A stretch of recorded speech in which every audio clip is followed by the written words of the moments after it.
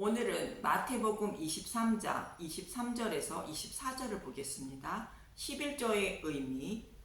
서기관과 바리새인들이 율법 속에 감추어진 복음을 찾아내지 못하고 율법의 말씀 그대로 가르치며 정죄하는 모습을 보고 천국문을 닫고 있다고 말씀하셨고, 말씀을 맡은 자들이 자신의 유익을 취할 목적으로 변질된 복음을 가르치고 있는 모습을 보시고, 눈먼 인도자이며 어리석은 맹인들이여 화가 있다고 예수님은 말씀하십니다.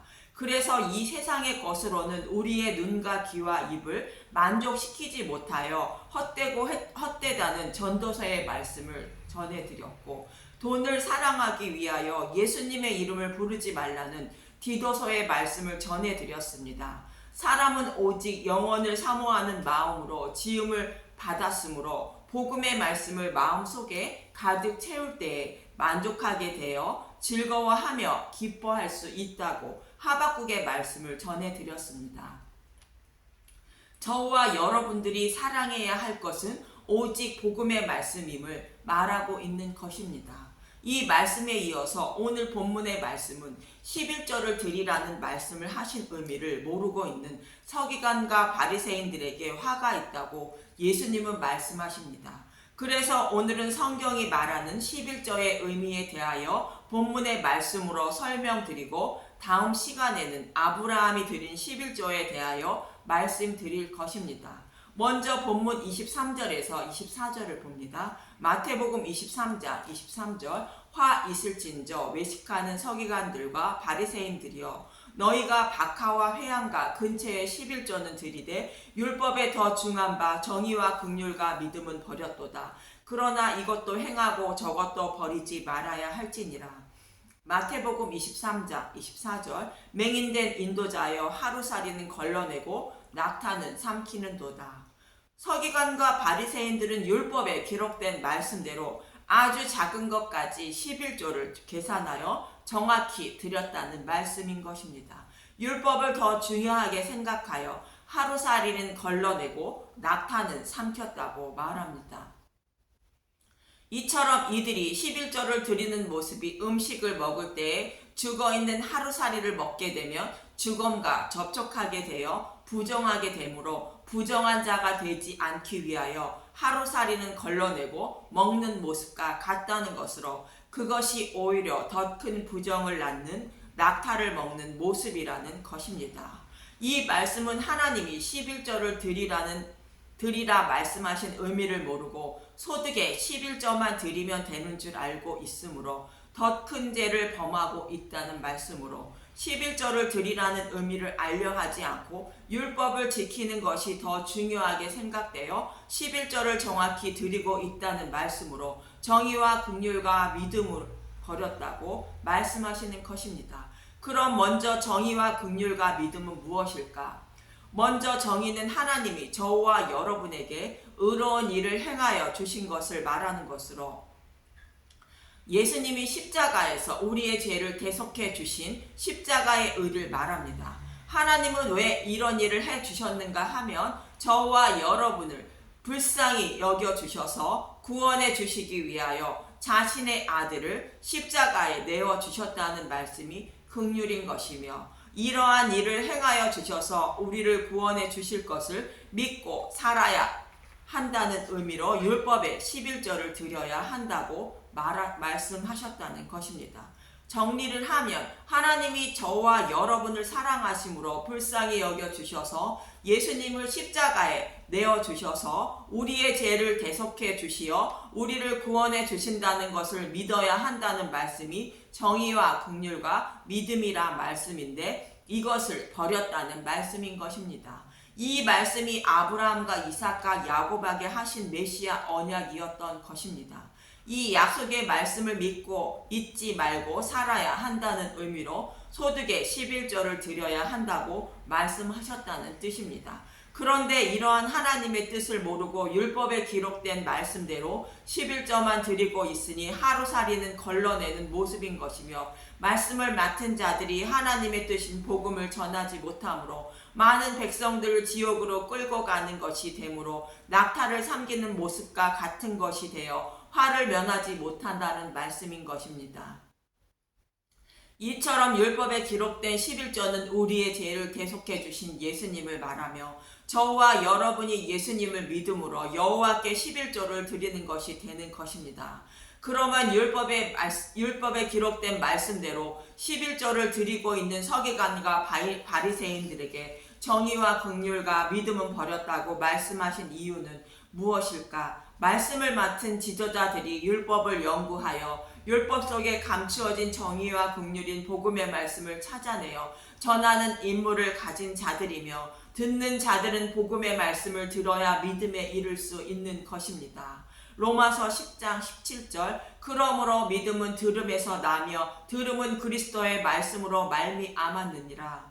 그래서 하나님은 이스라엘 백성에게 복음을 전하게 하기 위하여 레위인을 택하여 제사장으로 세우신 것입니다.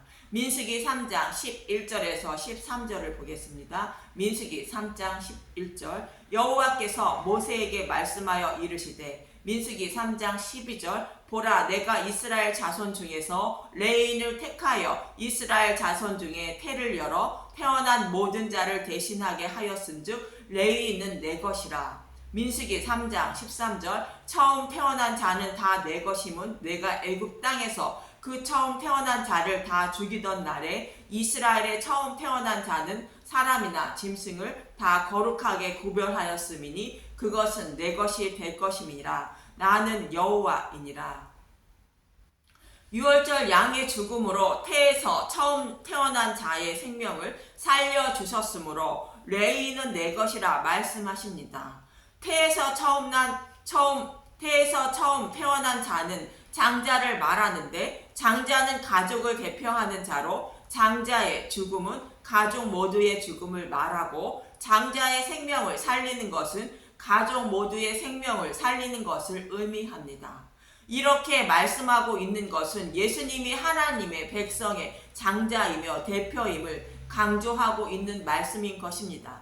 로마서 5장 18절에서 19절을 보면 로마서 5장 18절 그런즉 한 범죄로 많은 사람이 정죄에 이른 것 같이 한 의로운 행위로 말미암아 많은 사람이 의롭다 하심을 받아 생명에 이르렀느니라. 로마서 5장 19절 한 사람이 순종하지 아니함으로 많은 사람이 죄인 된 것 같이 한 사람이 순종하심으로 많은 사람이 의인이 되리라.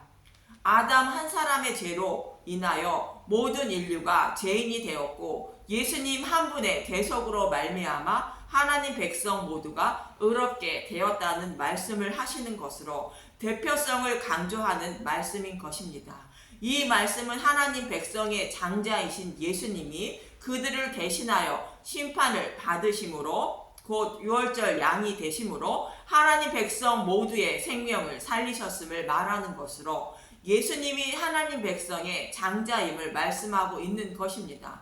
그래서 이스라엘 백성의 장자인 예수님을 대신하여 레위인을 받으셨다는 말씀으로 레위인은 내 것이라 말씀하시는 것이며 이스라엘 백성을 대표하여 레위인을 받으신다는 것은 이스라엘 백성에게 11조로 레위인을 받으셨다는 의미인 것입니다. 소득의 11조를 여호와께 드리는 것처럼 유월절 양의 죽음으로 이스라엘 백성의 생명을 살렸으므로 그에 대한 11조로 유월절 양이신 예수님을 받으셔야 하는데 레위인으로 대신 받으신다는 것입니다. 그럼 왜 11조로 레위인을 받으시는 것인가? 하나님은 아론을 돕는 자로 레위인을 택하신 것인데 아론은 우리의 대제사장인 예수님을 예표하는 자로 예수님을 도와 복음의 말씀을 전할 자로 레위인을 택하셨다는 의미이며 레위인을 통하여 복음의 말씀인 정의와 긍휼을 전하여 백성으로 하여금 믿음에 이를 수 있도록 하기 위한 것입니다. 믿음이 있어야 죄를 사함받을 수 있고 여호와께 온전한 11조를 드릴 수 있는 것이 되기 때문에 믿음이 없으면 유월절 양의 죽음도 헛된 죽음이 되기 때문인 것입니다. 그래서 이스라엘 백성에게 가나안 땅을 기업으로 줄 때에도 레위인에게는 땅을 기업으로 주지 않는 것입니다. 레위인이 받을 기업을 땅이 아니라 이것이라고 신명기 18장 1절에서 5절은 말합니다. 신명기 18장 1절 제사장과 레위 사람 제사장과 레위의 온 지파는 이스라엘 중에 분깃도 없고 기업도 없을지니 그들은 여호와의 하제물과 그 기업을 먹을 것이라. 그들이 그들의 형제 중에서 기업을 가지지 않을 것은 여호와께서 그들의 기업이 되심이니 그들에게 말씀하심 같으니라. 여호와의 화제물은 하나님과 백성과의 관계를 화목하게 하기 위하여 십자가에서 대속제물로 죽이신 예수님을 말하는 것으로 율법 속에 감추어진 복음이 제사장과 레인이 받을 기업이라는 것입니다. 오늘 본문에서 말씀하신 11절을 드리라는 의미인 정의와 긍휼이 레인이 받을 기업이라는 뜻인 것입니다. 정의는 대속제물 대신 예수님을 말하고 긍휼은 우리를 사랑하사 불쌍히 여겨주시는 것을 말한다고 말씀드린 것처럼 복음의 말씀이 정의와 긍휼로 이것이 레인이 받을 기업이라고 말하는 것입니다. 그럼 레인이 받을 몫은 무엇인지 3절을 보면 더 이해가 가실 것입니다. 신명기 8장 18장 3절 제사장이 백성에게서 받을 몫은 이러하니 곧 드리는 제물의 소나 양이나 그 앞다리와 두 볼과 위라 이것을 제사장에게 줄 것이요.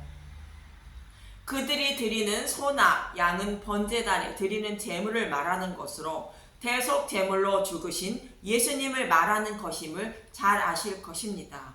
여기서 앞다리는 씨 뿌리다, 열매 맺다는 뜻을 가진 자라라는 단어에서 파생된 제로아라는 히브리어인데 팔, 앞다리, 힘, 도움, 능력이라는 뜻이 있습니다.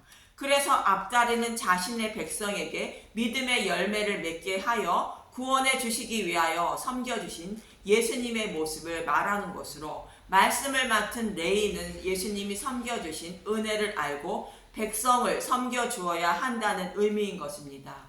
예수님이 저와 여러분을 섬겨주신 것은 십자가의 대속제물로 되어 저와 여러분을 사망에서 생명으로 건져주신 것을 말합니다. 이 은혜를 알고 내가 너희를 사랑한 것처럼 서로 사랑해야 한다는 말씀과 같이 복음을 깨달아 이웃에게 복음을 잘 전해야 한다는 의미가 섬김을 상징하는 앞다리인 것입니다. 또 두 볼은 레히라는 히브리어로 부드럽다, 살이 많다는 뜻으로 뺨,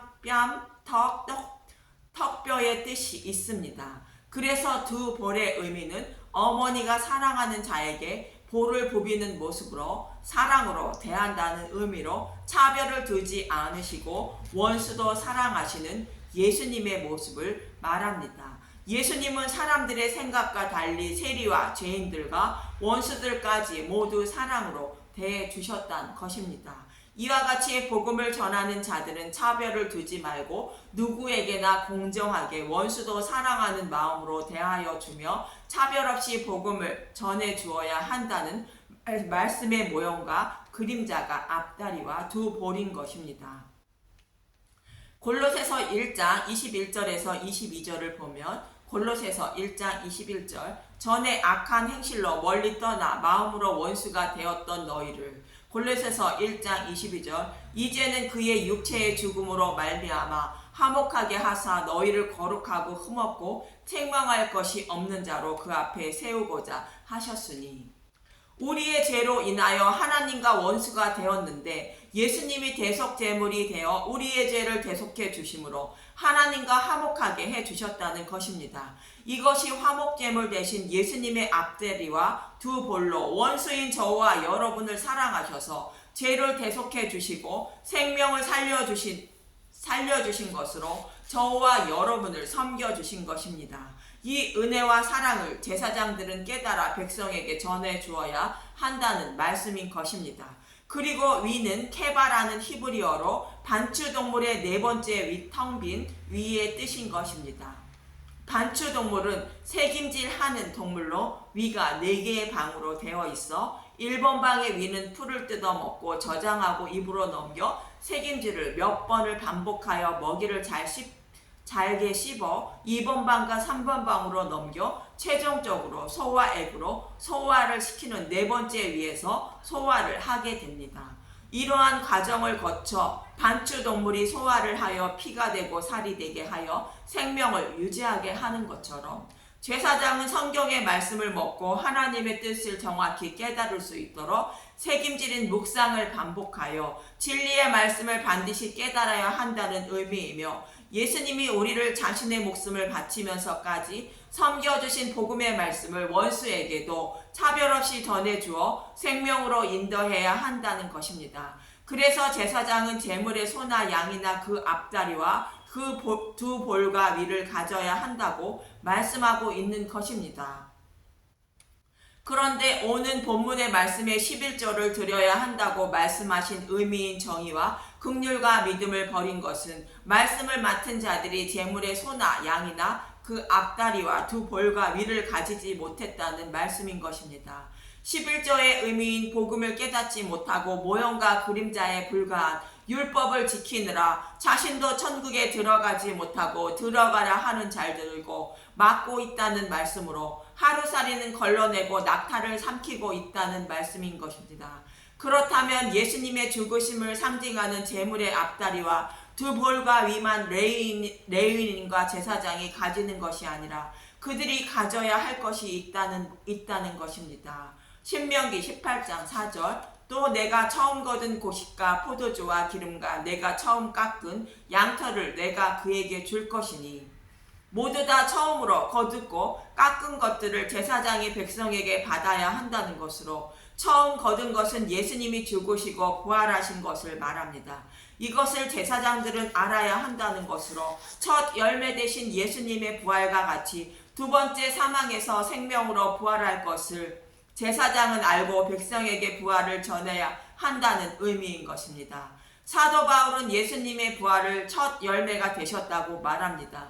고린도전서 15장 20절, 그러나 이제 그리스도께서 죽은 자 가운데서 다시 살아나사 잠자는 자들의 첫 열매가 되셨도다. 잠자는 자는 예수님의 부활처럼 자신도 부활할 것임을 믿고 소망하며 살다가 육신이 죽은 자들인 하나님의 백성을 말하는 것으로 그들을 생명으로 부활하게 하시기 위하여 예수님이 처음으로 부활하셨다는 말씀으로 첫 열매로 하나님이 거두셨다는 말씀인 것입니다. 하나님은 가나안 땅에 들어간 이스라엘 백성들에게 부활을 소망하며 살아야 한다는 의미로 첫 이삭 한 단을 먼저 거두어 여호와께 흔들어 드리라 말씀하신 것입니다. 레위기 23장 9절에서 11절을 보면 레위기 23장 9절, 첫 이삭 한 단을 바치는 절기, 여호와께서 모세에게 말씀하여 이르시되 이스라엘 자손에게 말하여 이르라. 너희는 내가 너희에게 주는 땅에 들어가서 너희의 곡물을 거둘 때에 너희의 곡물의 첫 이삭 한 단을 제사장에게로 가져갈 것이요, 제사장은 너희를 위하여 그 단을 여호와 앞에 기쁘게 받으심이 되도록 흔들되 안식일 이튿날에 흔들 것이며, 첫 이삭 한 단은 알곡인 하나님 백성을 대표하여 처음으로 익은 알곡인 예수님을 말하는 것으로 예수님이 안식일 이튿날 부활하실 것을 말씀하시는 것이며, 안식일 이튿날 첫 이삭 한 단을 흔들어 드리라는 말씀하시는 것입니다. 그래서 처음 거둔 것은 예수님의 부활을 말하는 것으로 제사장은 우리도 생명으로 부활할 것을 반드시 전해야 한다는 말씀인 것입니다. 그래서 하나님은 이 복음의 말씀을 백성에게 전하라고 레위인을 택하셨다고 5절은 말씀하시는 것입니다. 신명기 18장 5절, 이는 내 하나님 여호와께서 내 모든 지파 중에서 그를 택하여 내시고 그와 그의 자손에게 항상 여호와의 이름으로 서서 섬기게 하셨음이니라.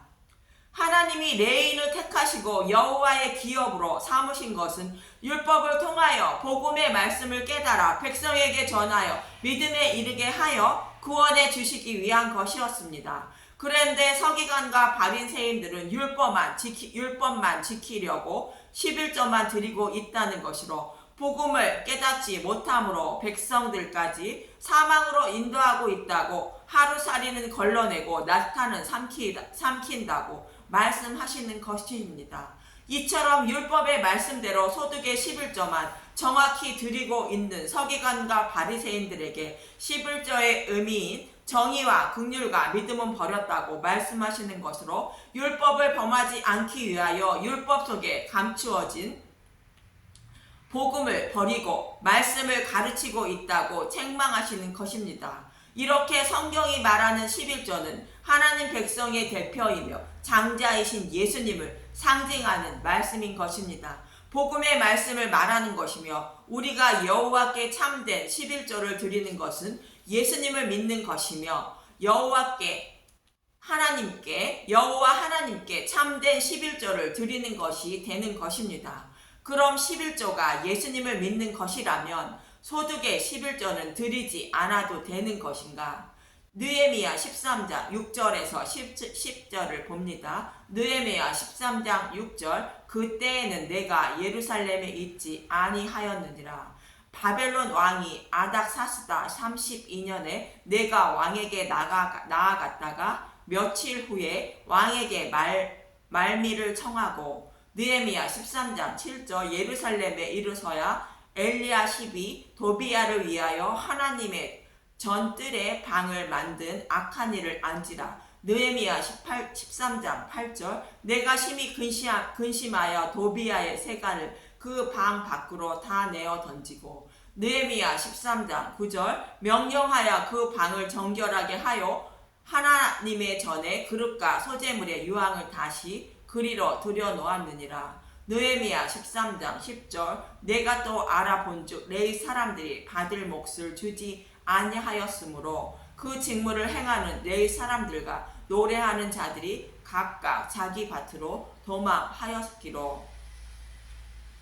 느헤미야가 성벽을 쌓았는데 12년 동안 총독 임무를 마치고 바벨론으로 잠시 갔다가 다시 예루살렘으로 돌아와 보니 이러한 일이 벌어진 것입니다. 11조를 거둔 것을 쌓아놓는 방에 성벽을 쌓는 것을 비웃고 방해했던 도비야를 들이므로 말씀을 맡은 제사장들이 먹고 살지 못하므로 자기 밭으로 가서 일을 하고 있다는 것입니다. 그래서 복음을 전할 일꾼이 없으므로 느헤미야가 화를 내고 있는 것으로 복음을 전할 일꾼이 없다며 하나님이 책망하고 계시는 말씀인 것입니다.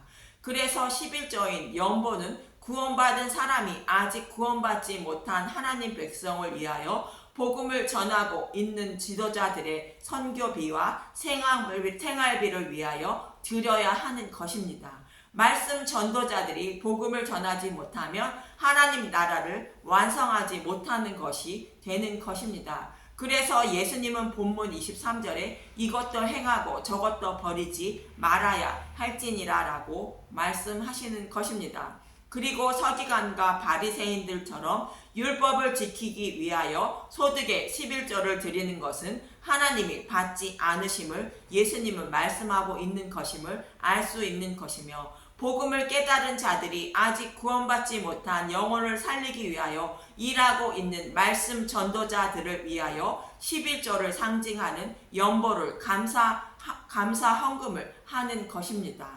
연보는 10의 1조를 말하는 것이 아니라 10의 1조를 하든 10의 2조를 하든 10의 3조를 하든 마음이 가는 대로 하면 되는 것입니다. 이처럼 11조는 우리의 생명을 살리시기 위하여 대속제물 대신 예수님을 말하며 그 예수님을 믿는 것이 여호와 하나님께 11조를 드리는 것이라 예수님은 말씀하고 있는 것이며 복음을 깨달은 사람이 또 다른 나의 형제의 생명을 살려 달라는 간절한 마음으로 전장에 나가 있는 복음 전도자들의 선교비와 생활비를 위하여 마음에 가는 대로 연보를 드리면 되는 것입니다. 다음 시간에는 아브라함이 멜기세덱에게 드린 11조와 야곱이 11조를 드린다는 말씀을 가지고 11조의 의미에 대하여 알아보도록 하겠습니다. 복음의 말씀을 알고 믿어 여호와께 참된 11조를 드리는 저와 여러분이 되시길 간절히 기도합니다. 감사합니다.